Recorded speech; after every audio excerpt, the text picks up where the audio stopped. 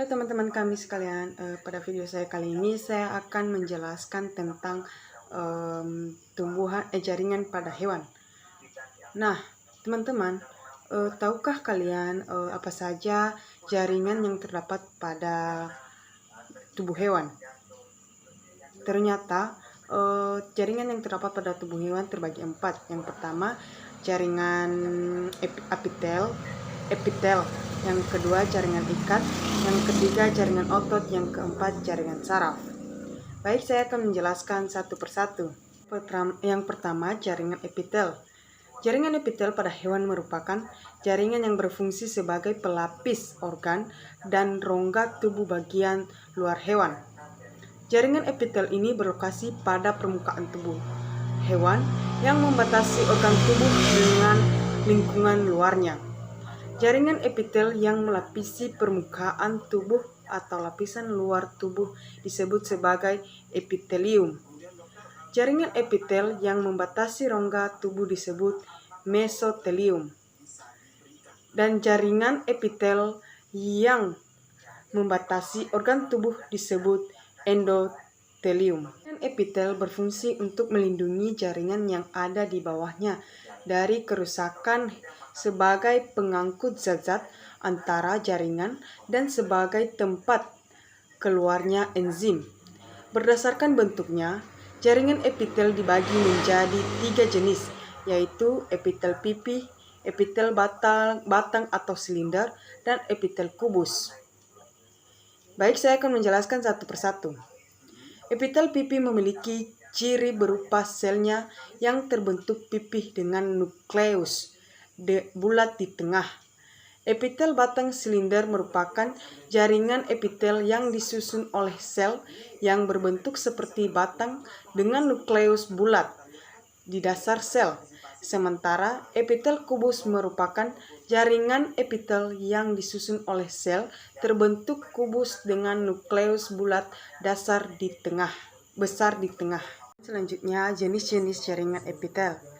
Berdasarkan jumlah lapisan selnya, jaringan epitel dibagi menjadi beberapa jaringan, yaitu pertama, epitel pipih selapis atau sederhana, yang memiliki ciri-ciri inti, selnya terbentuk bulat di tengah, sitoplasma jaringannya sangat jernih, dan sel-selnya tersusun sangat rapat.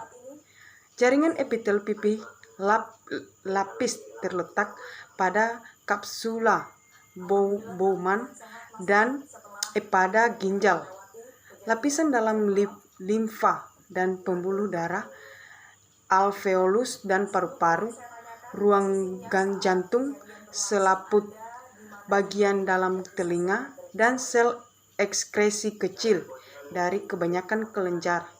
Jaringan epitel pipih selapis berfungsi sebagai pelapis bagian dalam rongga dan saluran, tempat difusi zat, dan tempat infiltrasi zat. Selanjutnya, jaringan ikat. Jaringan ikat merupakan jaringan yang berkembang dari mesenkim yang berasal dari lapisan tengah embrio atau disebut mesoderm. Jaringan ikat ini merupakan penyokong utama dari tubuh hewan dan manusia, sehingga seringkali disebut juga sebagai jaringan penyokong atau jaringan penyambung. Sel-sel jaringan ikat berada dalam sejumlah besar matriks atau bahan ekstraseluler yang diekskresikan sel-sel penyusunnya. Letak sel-sel jaringan ikat tidak berhimpitan rapat atau berpencar-pencar apabila berhubungan dengan ujung-ujung protoplasmanya. Jenis-jenis jaringan ikat. Yang pertama, jaringan ikat sebenarnya. Jaringan ikat sebenarnya merupakan jaringan ikat yang berada di seluruh bagian tubuh hewan karena berada di bawah kulit hewan yang berfungsi menghubungkan berbagai organ serta mengisi ruang antar jaringan yang berdekatan. Berdasarkan susunannya, jaringan ikat dibedakan menjadi jaringan ikat longgar, jaringan ikat padat dan jaringan lemak atau jaringan adiposum. Jaringan tulang atau rangka. Jaringan tulang merupakan jaringan ikat yang berfungsi sebagai penyokong tubuh. Oleh karena itulah jaringan tulang dilengkapi oleh rangka yang kaku. Jaringan tulang juga terdiri dari sel yang terdapat dalam matriks organik seperti pada jaringan ikat, tetapi matriks jaringan tulang bersifat lebih keras.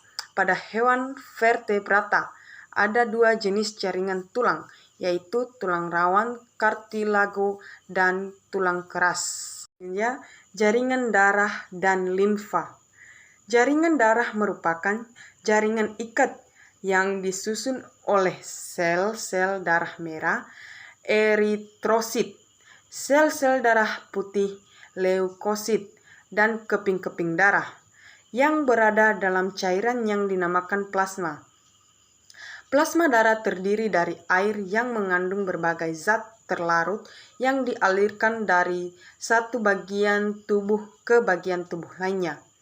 Bahan makanan seperti glukosa, lemak, dan asam amino dibawa dari usus ke hati dan dari usus ke hati, urea dari hati ke ginjal, dan hormon dari kelenjar buntu menuju berbagai organ yang menjadi target. Fungsi jaringan ikat pada hewan. Jaringan ikat pada hewan memiliki beberapa fungsi. Yang pertama, sebagai pelekat satu jaringan dengan jaringan lainnya. Yang kedua, sebagai pembungkus organ-organ. Yang ketiga, sebagai pengisi rongga yang ada di setiap organ, di antara organ-organ. Kemudian sebagai pelindung tubuh dari bakteri atau jaringan ikat longgar. Seterusnya sebagai pemberi bentuk pada tubuh atau skeleton. Kemudian sebagai pencegah tubuh kehilangan panas atau adiposum. Yang terakhir sebagai produsen darah atau jaringan darah. Kemudian jaringan otot. Jaringan otot merupakan yang berasal dari lapisan embrional dan disusun oleh sel khusus yang mampu berkontraksi karena mengandung miofibri sebagai elemen kontraktil. Jaringan otot ini kira-kira membangun 40% dari berat tubuh vertebrata termasuk manusia. Fungsi jaringan otot pada hewan adalah sebagai alat gerak aktif karena kemampuannya berkontraksi. Jenis jaringan otot, yaitu yang pertama otot polos. Otot polos merupakan jaringan otot yang disusun sel-sel yang terbentuk kumparan dengan satu inti di tengahnya. Karena sitoplasma atau sarkoplasma mengandung filamen yang tidak teratur, otot polos tidak terlihat lurik. Saat miofilamen memendek, otot akan berkontraksi. Otot lurik.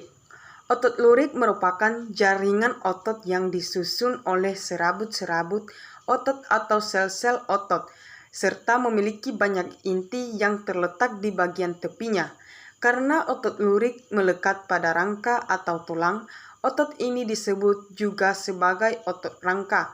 Filamen otot lurik memiliki susunan yang teratur, membentuk garis-garis melintang terang dan gelap. Otot jantung.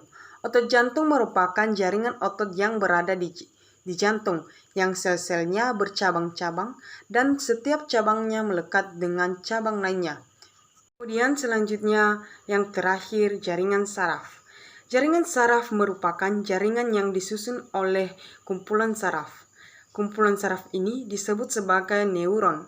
Neuron merupakan kesatuan fungsional dari sistem saraf yang memiliki kemampuan menghantarkan impuls atau konduktivitas sehingga terjadi komunikasi antara reseptor, sel atau organ penerima rangsang dengan efektor, jaringan organ yang memiliki reaksi langsung seperti kelenjar atau otot. Jaringan saraf sendiri memiliki sel-sel reseptor yang dibungkus jaringan ikat. Berdasarkan fungsinya, neuron dibagi menjadi 3 jenis, yaitu neuron sensorik, neuron motorik, dan neuron penghubung.